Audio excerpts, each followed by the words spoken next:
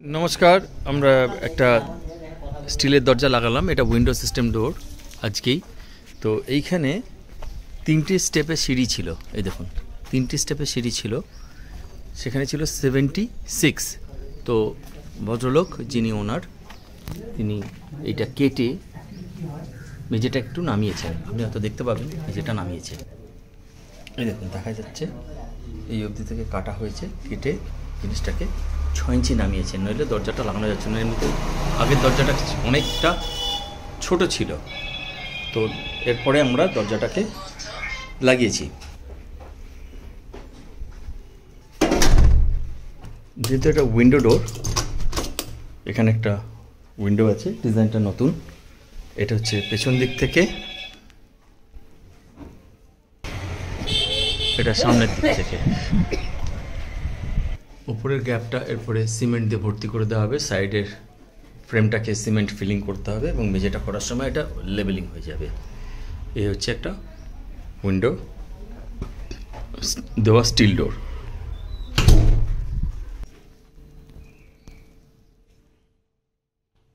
Areca steel doors, Bardhaman, West Bengal, India. দরজাটি লাগানো হওয়ার পরে সিমেন্টিং করা হয়েছে।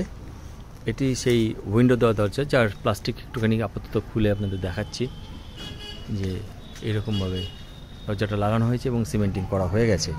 এটার মেঝে যেটা কেটে নামিয়ে দেওয়া হয়েছিল, সেটা আবার মেঝেটা তৈরি করেছেন এবং সমানে সমানে চলে এসছে।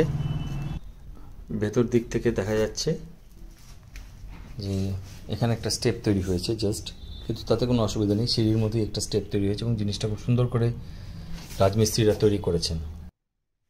এটা পেছন দিক থেকে একটা উইন্ডো আছে, এই যে দেখুন। এবার সিমেন্টিংগুলো আগের ভিডিওটা আপনি দেখছিলেন যে গ্যাপ ছিল, এগুলো সমস্ত সিমেন্ট দিয়ে ফিল আপ করা হয়েছে। এর ভেতর সিমেন্ট দেওয়া হয়েছে বলে পুরো সলিড হয়ে গেছে জিনিসটা। এখানে সিমেন্ট করা হয়েছে, এখানে সিমেন্ট করা হয়। এবার এটাই হচ্ছে সিস্টেম। যারা শিখতে চাইছেন এই ভিডিওটা দেখে, এইভাবে সিমেন্ট ভরে দিতে হয়। আমাদের ফ্রেমটা হচ্ছে ফাঁপা, হলো। হ্যাঁ, এই দরজায় এগুলো হচ্ছে হিঞ্জ সিস্টেম, এগুলো ফিক্সড হিঞ্জ।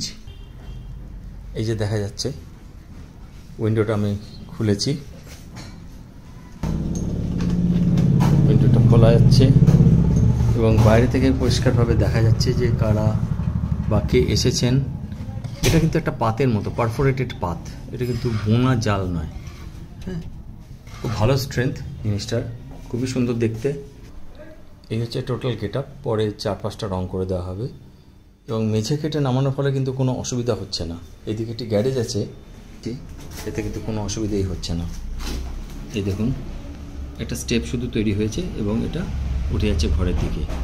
আগে এটা ছিল 78 ইঞ্চ এর হাইটটা ছিল, এটাকে কেটে তৈরি করা হয়েছে 82 ইঞ্চ এবং দরজাটি লাগিয়ে দেওয়ার পরে, ইনস্টল করার পরে বাকিটা সিমেন্টিং করে দেওয়া হয়েছে। এটা অটোমেটিক লক হয়ে যায়।